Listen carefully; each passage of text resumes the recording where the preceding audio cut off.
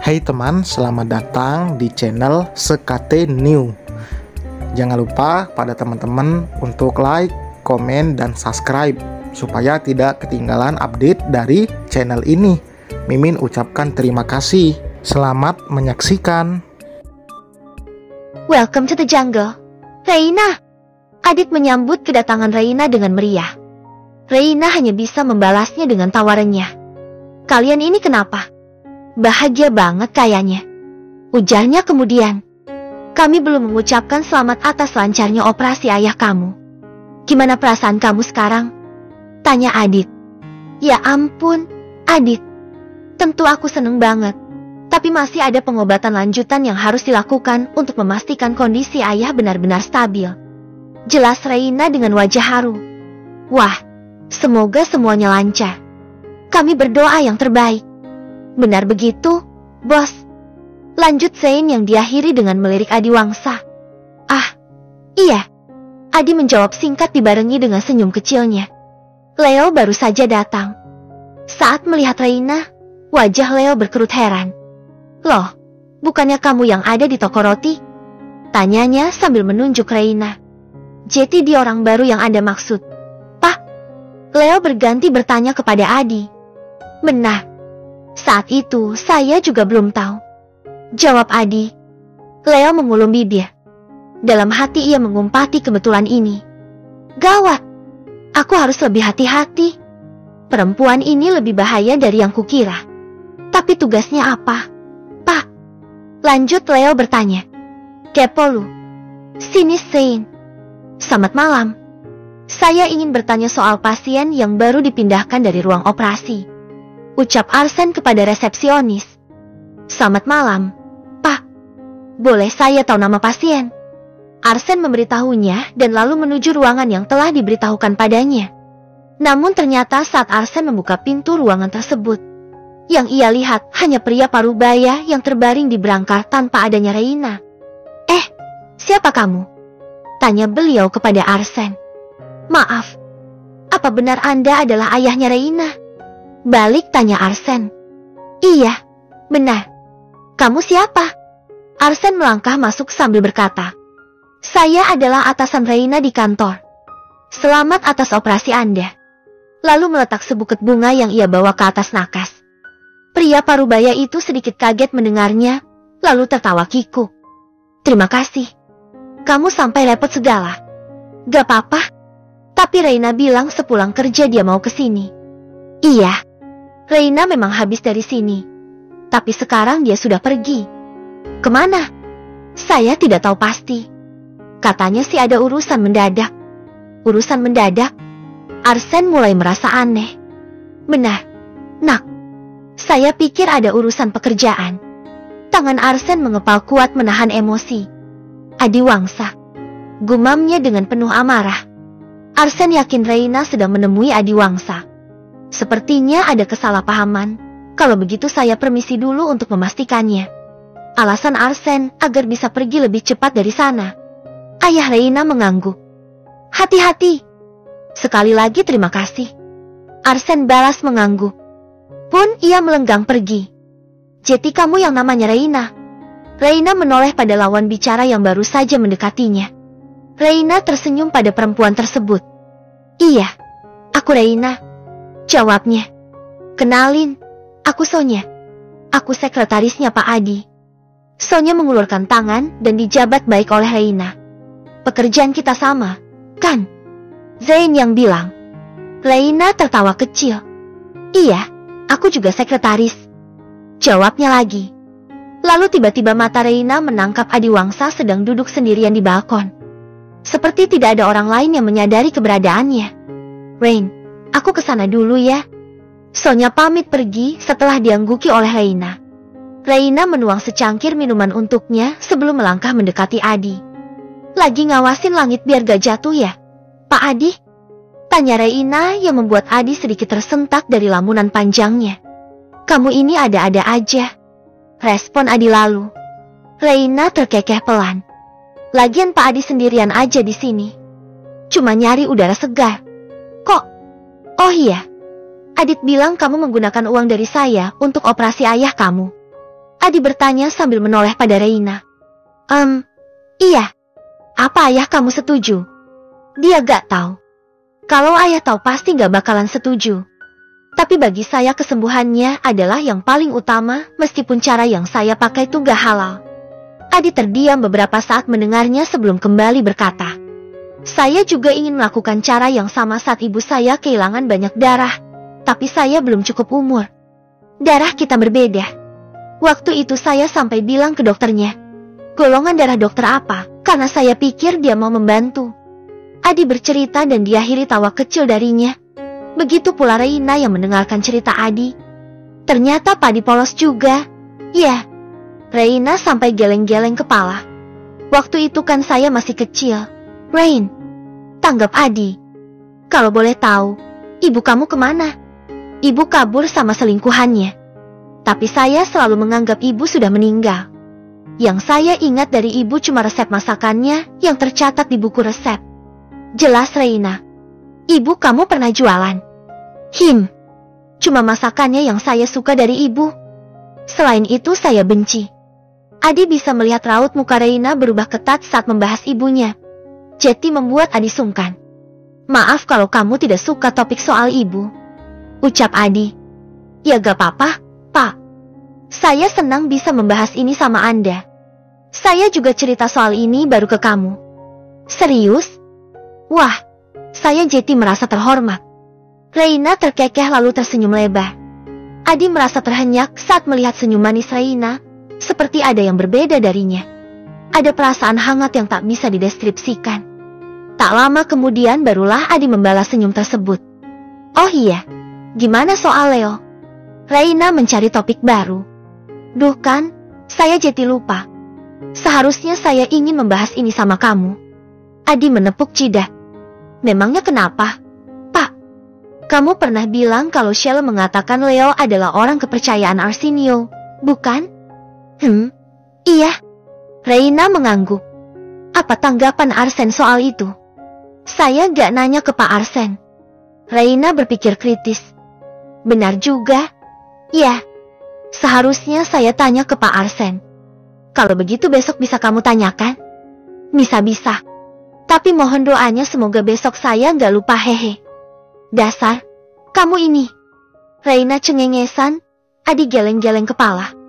Sementara sedari tadi Reina tidak menyadari ponselnya berbunyi terus dari dalam tasnya yang terletak di atas sofa. Arsen berteriak frustasi setelah panggilannya yang kesekian kali tidak juga diangkat oleh Reina. Saat ini Arsen tengah berada di depan gang tempat kontrakan Reina berada. Arsen memang sudah menebak Reina sedang bersama Adi Wangsa. Tapi ia tidak tahu di mana keberadaan mereka. Semakin lama Arsen dibuat semakin emosi. Urat nadi di lehernya terlihat jelas saking amarahnya. Kamu berani macam-macam dengan saya? Rain? Awas saja kamu. Pak Adi, saya pulang dulu. Ya, ini udah larut banget. Ucap Reina kepada Adi. Kamu pulang naik apa? Tanya Adi. Reina berpikir panjang. Benar juga. Ini sudah terlalu malam. Apa masih ada kendaraan atau ojek online yang bisa ia tumpangi?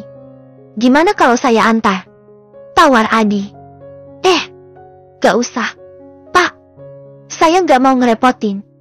Tolak Reina mentah-mentah. Gak ngerepotin. Kok? Hitung-hitung ucapan terima kasih karena kamu sudah menghibur saya. Reina tersenyum masam. Gimana ya? Pak, sudah, ayo. Sebenarnya Reina merasa sungkan, tapi ia tidak tahu bagaimana cara menolak tawaran Adi. Alhasil Reina pun mengikuti pria tersebut untuk mengantarkannya pulang. Di depan kita belok kanan ya, Pak. Oke. Adi Wangsa mengikuti instruksi dari Reina. Ia membelokkan mobilnya saat berada di persimpangan. Namun pemandangan yang Reina lihat sungguh membuatnya kaget. Mulutnya menganga lebar saat melihat mobil Arsen terparkir di sana. Ia juga bisa melihat Arsen. Begitu pula dengan Adi. Kenapa Arsenio bisa ada di situ? Tanya Adi. Saya juga gak tahu. Adi menghentikan mobilnya ketika perjalanan mereka akhirnya sampai. Arsen sudah menunggu dari tadi. Dan setelah ia melihat mobil Adi emosinya langsung memuncak. Keluar loh. Bentak Arsen sambil menendang mobil Adi. Adi dan Reina pun turun dari dalam mobil. Pak Arsen, Anda ngapain ada di? Yuk!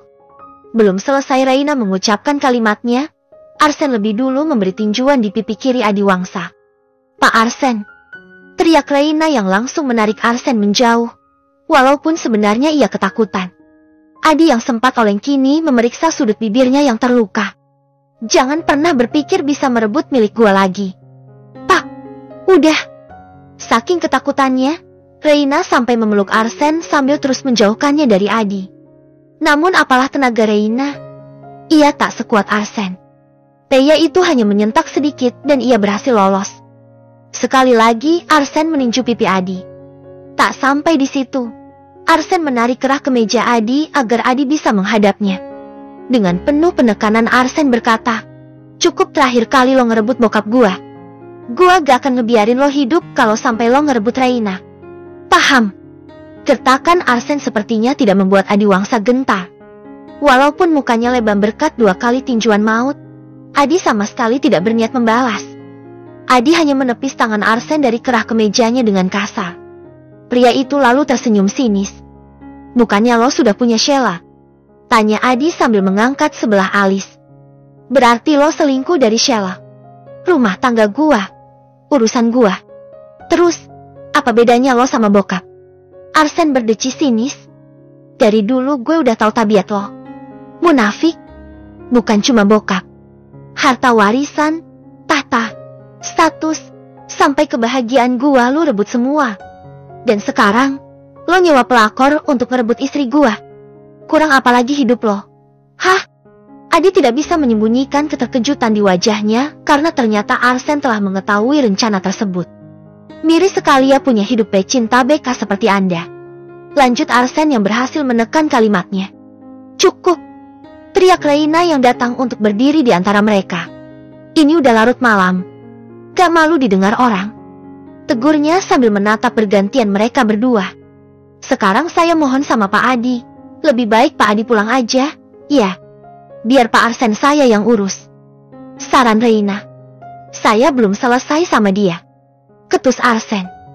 Besok belum kiamat loh. Pak. Kesah Reina tak mau kalah galaknya. Ini bukan urusan kamu. Tapi ini di wilayah tempat tinggal saya. Ini juga wilayah kantor saya. Reina memejamkan mata demi menetralkan emosi. Jangan sampai ia dan Arsen sampai ikut berantem juga. Kantor Pak Arsen masih 500 meter lagi dari sini. Itu berarti ini wilayah tempat tinggal saya. Jelas Reina dengan penuh kesabaran. Arsen berdecak kesal sambil membuang muka. Ya sudah, saya pulang dulu. Final Adi. Lagi pula ia merasa tidak perlu mengatakan apapun lagi kepada Arsen. Terima kasih, Pak Adi. Hati-hati di jalan. Adi mengangguk singkat lalu masuk ke dalam mobilnya dan melengang pergi menyisakan hanya Arsen dan Reina di sana. Saya masih gak mengerti. Bukannya Pak Arsen yang ngerebut Ibu Sheila dari Pak Adi? Tanya Reina setelah kepergian Adi. Kamu tidak tahu apapun? Sinis Arsen. Kalau gitu kasih tahu saya dong. Lanjut Reina. Namun bukannya menjawab, Arsen justru mencengkeram rahang Reina dan mengangkat wajahnya agar menatap Arsen. Kenapa kamu gak bilang sama saya kalau kamu mau menemui Adi? Tanya Arsen yang masih saja emosi. Saya juga lupa saat Pak Arsen tanya itu di kantor. Saat di rumah sakit Adit menghubungi saya makanya saya ke sana. Reina menjawab dengan kikuk. Berapa uang yang diberikan Adi kepada kamu? Saya akan bayar itu semua asal kamu jangan berhubungan lagi sama dia. Pak, lepasin dulu. Sakit. Keluh Reina sambil memegangi pergelangan tangan Arsen. Arsen pun melepaskan cengkeramannya yang ternyata telah membuat rahang Reina memerah. Ini bukan cuma soal uang. Jelas Reina lalu. Saya ingin menjaga kepercayaan yang sudah ditunjuk kepada saya. Saya dengan Pak Adi cuma sebatas atasan dan bawahan. Pak Arsen gak perlu mikir terlalu jauh soal itu. Lagi pula, seharusnya kita berdua sama-sama diuntungkan dengan kerjasama ini. Iya, kan? Diuntungkan ataupun tidak, kamu pikir saya miskin? Mau saya hajar kamu setiap hari? Hah? Sudah berapa kali saya katakan kalau saya tidak suka kamu memiliki hubungan apapun dengan Adi Wangsa? walaupun itu sebatas atasan dan bawahan. Pak Arsen, jangan lupa kalau kita bisa bertemu itu berkat Pak Adi. Memangnya kenapa? Arsen berteriak tiba-tiba. Apa karena itu makanya kamu mau menemui dia malam-malam begini? Saya gak sendiri. Ada banyak orang di sana. Kita cuma menemani Pak Adi karena hari ini adalah hari peringatan kematian orang tua. Terus bagaimana dengan saya? Napas Arsen memburu kencang. Terlihat jelas mukanya memerah padam akibat menahan amarah. Namun entah mengapa Reina melihat ada kesedihan yang terpancar dari mata Arsen. Apa Adiwangsa saja yang bisa berduka? Apa dia saja yang kehilangan orang tua? Apa cuma dia yang patut dihibur? Lalu bagaimana dengan saya? Arsen mencengkeram kuat kedua pundak Reina lalu mengguncangkannya sambil berteriak. Bagaimana dengan saya? Rain, apa saya kelihatan bahagia hari ini? Tenanglah, Pak.